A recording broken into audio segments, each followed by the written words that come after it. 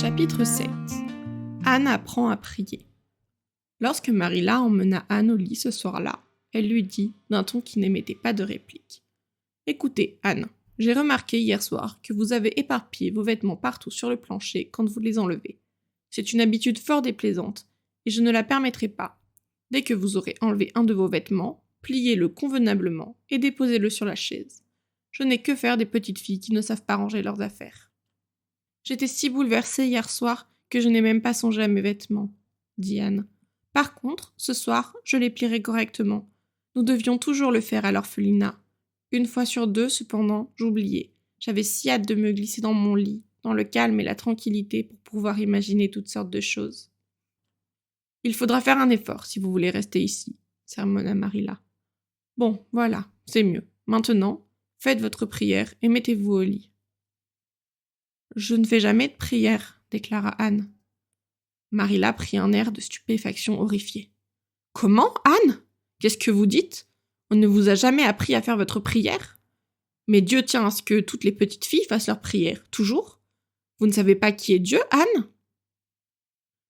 Dieu est un esprit infini, éternel, immuable dans son être, sa sagesse, sa puissance, sa sainteté, sa justice, sa bonté et sa vérité, répondit Anne, très vite et sans hésitation. Marilla parut quelque peu soulagée. « Bon, il semble que vous connaissiez au moins quelque chose, Dieu merci. Vous n'êtes pas une petite paillette, au moins. Où avez-vous appris cela ? » ?»« Oh, à l'école du dimanche à l'orphelinat. Il nous faisait apprendre tout le catéchisme. J'aimais beaucoup ça. Il y a quelque chose de magnifique dans certains de ces mots. Infini, éternel et immuable. N'est-ce pas sublime ? Ça roule et ça gronde comme la musique d'un grand orgue. On ne pourrait pas dire que c'est de la poésie, je présume. Mais ça y ressemble beaucoup, non ? Nous ne parlons pas de poésie, Anne. Nous parlons de vos prières. Savez-vous que c'est très mal de ne pas faire sa prière tous les soirs ?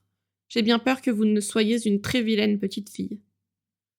Vous trouveriez plus facile d'être vilaine que gentille si vous aviez aussi les cheveux roux, dit Anne d'un ton agressif. Les gens qui n'ont pas les cheveux roux ne savent pas quel problème ça vous cause. Madame Thomas m'a dit que Dieu a fait exprès de me donner les cheveux roux, et depuis, il ne m'intéresse plus.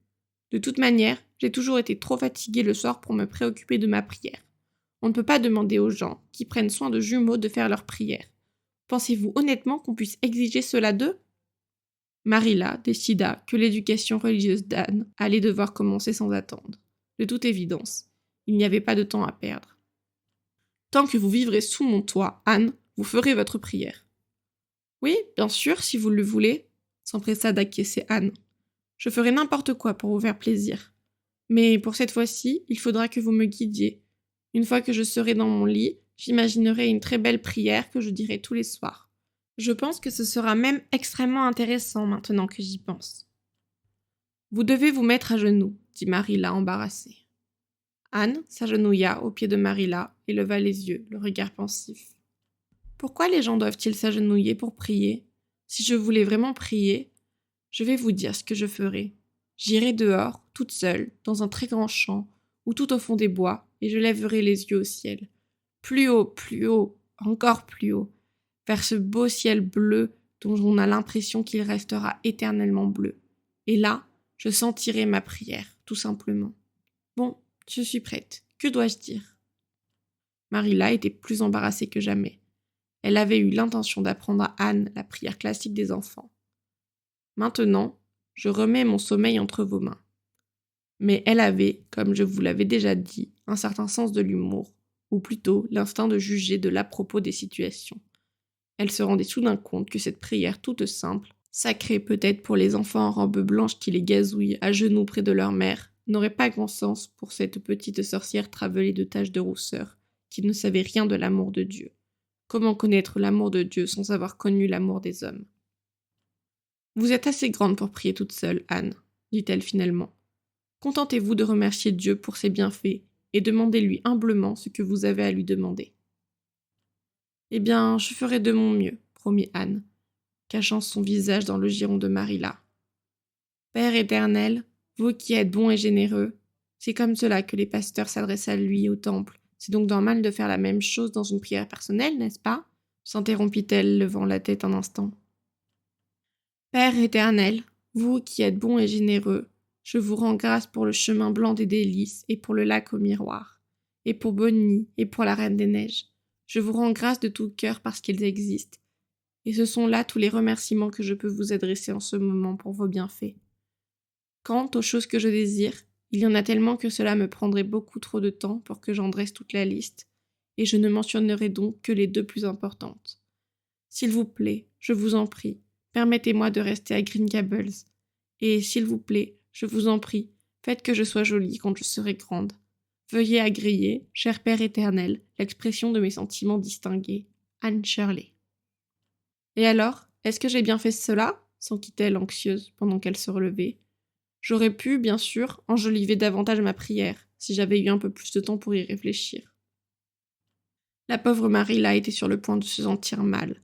La seule chose qui l'en empêchait, c'était de savoir que le caractère assez peu conventionnel de cette prière ne relevait pas de l'effronterie, mais simplement de l'ignorance des choses spirituelles. Elle borda l'enfant, se promettant qu'elle lui apprendrait une prière le lendemain même, sans faute. Au moment où elle se préparait à quitter la pièce, la bougie à la main, Anne la rappela. « Je viens juste d'y penser. J'aurais dû dire, comme les pasteurs, Amen, au lieu de Veuillez agréer, cher Père éternel, l'expression de mes salutations distinguées. N'est-ce pas? J'avais oublié, mais je savais bien qu'il fallait terminer une prière d'une manière ou d'une autre, et je l'ai fait comme j'ai pu. Est-ce que vous pensez que cela va faire une différence? Je ne pense pas, non, je ne crois pas, dit Marilla. Maintenant, dormez comme une sage enfant. Bonne nuit. Je peux vous dire bonne nuit ce soir. J'ai l'âme en paix, dit Anne se pelotonnant confortablement dans ses oreillers. Marilla se retira dans la cuisine, posa la bougie sur la table, d'un geste décidé, et darda sur Matthew un regard furibond. Matthew Colbert. Il était grand temps que quelqu'un adopte cet enfant pour lui apprendre quelque chose. Elle ressemble presque à une véritable païenne. Croirais-tu qu'elle n'avait jamais fait de prière de toute sa vie avant ce soir? Dès demain, nous irons emprunter au presbytère les livrets, la naissance du jour, la série entière. Je vais commencer par là. Ensuite, elle ira à l'école du dimanche dès que je lui aurai fait confectionner des vêtements décents. J'ai l'impression que je ne manquerai pas de pain sur la planche. Bon, tant pis, de toute façon, nous ne pouvons pas traverser ce monde sans écoper de notre lot de misère. J'ai eu jusqu'ici une vie plutôt facile, mais voici venue l'heure des épreuves, et je suppose qu'il faudra bien m'en accommoder.